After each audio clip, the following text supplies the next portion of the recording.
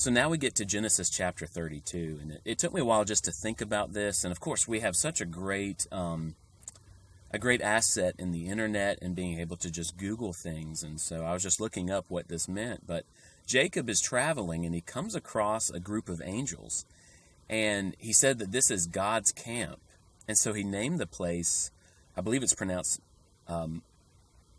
Mahanaim, and that means two camps. And just thinking about this made me think about God created us to be our God, right? So it says in Revelation 21, and I think it says it throughout the Bible, I believe in Jeremiah and also Ezekiel, that God's dwelling place would be with us and that he would be our God. And so, you know, you and I right now, we don't get to see what the angels see. We are really separated, aren't we? Even as a believer in Jesus Christ and as part of the church, it's like we're in this engagement time.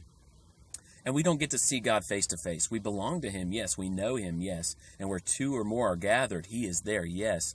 But it's not like we're together. And even Jesus told us to pray that God's will be done on earth as it is in heaven.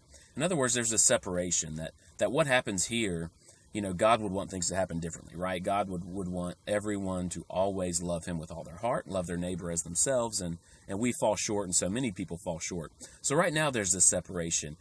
But it's not always going to be that way. So I think this is just a great visual that Jacob went by and he saw a group of angels, and he called the place two camps because it's separated for now. And we're separated for now, aren't we? We desire, if you're a believer in Jesus Christ, you desire to be with him, don't you?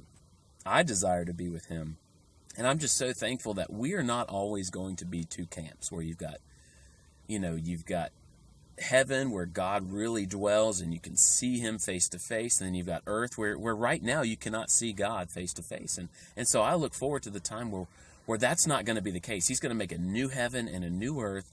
God is going to be here, and we are going to be able to see him face to face, because I believe that's what God created. God created us so that there would be one camp, God with us. And that's what Jesus' name means. Emmanuel means God with us. And of course it's here internally that God is in me, but I look forward to the day when I can hold him, I can see him. And so we look forward to that time when it's not just two camps, but one camp. So I believe the most important part of growing as a Christian is belonging to a small group, getting together with people who genuinely care about you. You can listen to each other, and you can share life together, share your struggles. You can share your thoughts on what you learned. It is the most important part of my relationship with God. And even Jesus said, where two or more you are gathered, I will be with you. So I want to encourage you to be a part of a small group if you haven't joined one already. And some churches might call that a Sunday school group. But I also, if you don't have a book or a study to go through, I really want to recommend my 100 questions every Christian should ask themselves. You can find it on Amazon.com by Googling or searching Jeremy Spry book, or you can click the link above.